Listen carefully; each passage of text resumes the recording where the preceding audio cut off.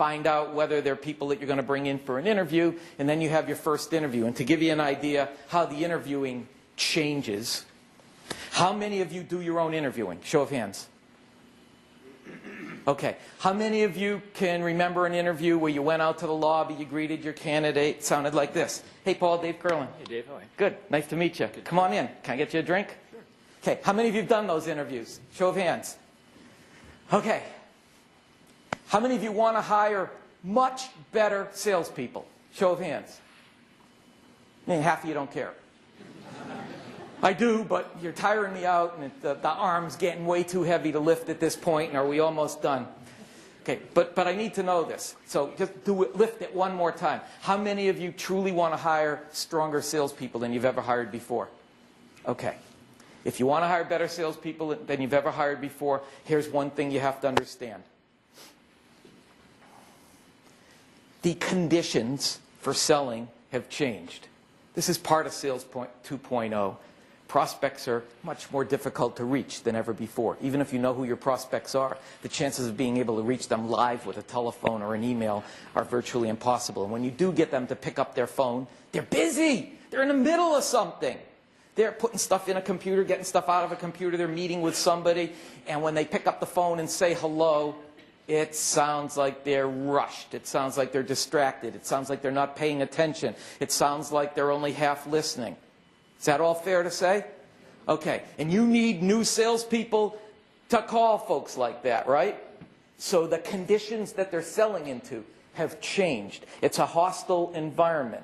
And it doesn't matter how much they're using the internet to find prospects. It doesn't matter how many prospects are finding them via the internet. At some point, salespeople have to get on the phone and sell. And one of the things that frustrates the hell out of me is that because they can connect via email, they're having conversations on email. Well, email is great for sending a piece of information, getting a piece of information, for confirming something, for questioning something. But if you want to have a conversation, you can't talk over email. Get your salespeople off of the freaking email and get them back on the telephone. However, here's where this problem intersects. So you got your salespeople, and it's finally time to talk to the prospect. And if they finally get them on the phone, the prospect's not paying attention. It's a hostile environment. Doesn't matter how good the assessment is. The assessment can't test for how effective the salesperson can break the ice in the first 5 minutes. So if I hop on down to the lobby and do my how do you do, I've broken the ice for the candidate. I've lost my chance to see whether that candidate can overcome that initial barrier to resistance. And I'll never get another chance to see. So instead, and this is 5 minutes of that 2 days of training I was telling you about. Instead, rather than going down there and being all nice and friendly, I would suggest that you go down to the lobby and it would look more like this. You my 2 o'clock? Oh, okay, the conference room is the third door on the right. I'll meet you there in 10 minutes.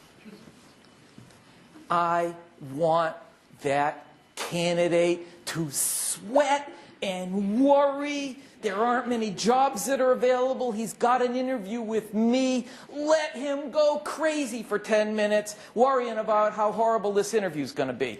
Let him.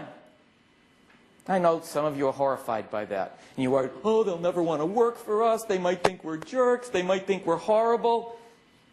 Don't worry. The best candidates out there, the A's, the ones you're really looking for, they'll rise to the top. They'll know exactly what's going on. You'll be able to pick them out really easy. And the candidates who can't handle it aren't the ones you wanted anyhow. It's just one more filter that you put on the process. So when I finally show up in the interview room and I sit down and I say, Paul, I want to apologize in advance for how fast and furious the questions are going to come. We've got about 30 minutes to do about 3 hours worth of interviewing. Are you ready?